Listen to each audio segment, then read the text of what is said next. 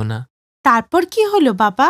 তাই তিনি তখন ভাবলেন যে যদি ভবিষ্যতে এরকম কোনো ঘটনা আবার ঘটে তার জন্য আমাদের প্রস্তুত থাকা দরকার। তাই তিনি কোদাল তুলে খুঁড়তে শুরু করলেন। শুকনো জমিতে বাবা? হ্যাঁ, শুকনো ক্ষেতেই। আর তারপর তিনি কোদাল চালাতেই থাকলেন, চালাতেই থাকলেন, চালাতেই থাকলেন। গ্রামবাসীরা ভাবল উনি পাগল হয়ে গেছেন, কিন্তু তা তো ছিল না। আর তারপর সেটা বড় গর্ত হয়ে গেল, আর তারপর দেখতে দেখতে সেটা পুকুর হয়ে গেল। তারপর কি ওই পুকুরে জল বেরোলো? এত সহজেই কি জল আসে মা?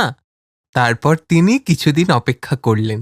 তারপর বৃষ্টি এলো এবং তাতে ওই গর্তটা একটা বড় পুকুর হয়ে গেল। তখন গিয়ে গ্রামবাসীরা বুঝল যে বাবা বৃষ্টির জলের সংরক্ষণ করেছেন, যেটা পরের বছরের বর্ষাতে সবার কাজে আসতো। এই ছিল তোমার দাদুর পুকুরের কাহিনী। আরে বাহ, দাদু তো কামাল করে দিয়েছে।